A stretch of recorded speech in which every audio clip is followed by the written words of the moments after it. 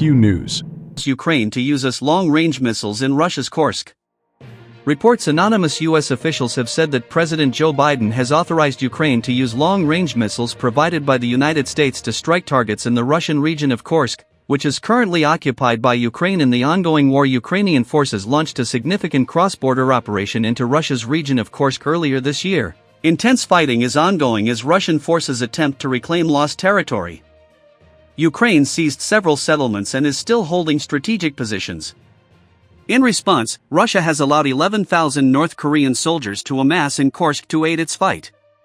Last year, in response to North Korea supplying Russia with long-range ballistic missiles, the Biden administration already green-lighted the use of the Long-Range Army Tactical Missile System, or ATACMS, with a range of about 190 miles by Ukraine for targets within its territories, including in Russian-occupied Crimea. The latest decision to allow Ukraine to expand its use of U.S. missiles comes in Biden's last 2 months in office, according to the unnamed officials who talked to the New York Times. The officials also claimed that while the missiles are intended to support Ukraine's fight in Kursk, they believe that Biden could authorize their use elsewhere in Russia. They said that they do not believe the permission to use the missiles will significantly change the outcome of the war. The officials said that Biden decided to lift the restrictions for Kursk in part because he believes the United States needs a strong response to Russia employing the North Korean troops on its front lines. The president was also concerned that Ukrainian forces could be overwhelmed without using the missiles.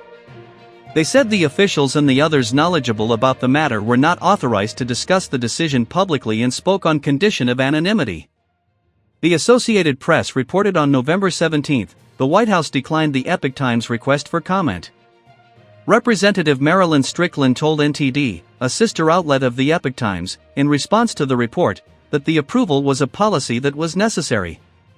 As always, we don't want to escalate, but Ukraine's our partner. We have to stand with them. They have to be able to defend themselves. She said. According to the AP report, other officials said the decision does not have unanimous support in the U.S. government. President-elect Donald Trump has also said his administration will seek to de-escalate, if not end the war. Trump, or the Trump campaign, hasn't publicly responded to the reports. As of publication time, Ukrainian President Volodymyr Zelensky said on Sunday, in response to the anonymous reports, that strikes are not made with words. Such things are not announced. The missiles will speak for themselves. Zelensky also told Ukrainian media on Friday that Kyiv hopes to end the war with Russia next year through diplomatic means. Once Trump is in office, Zelensky has long been seeking permission to use long-range weapons inside Russian territories, and Biden had remained opposed at the time. Biden said he felt allowing US missiles to be used on Russian territories could draw the United States and other NATO members into direct conflict with nuclear-armed Russia.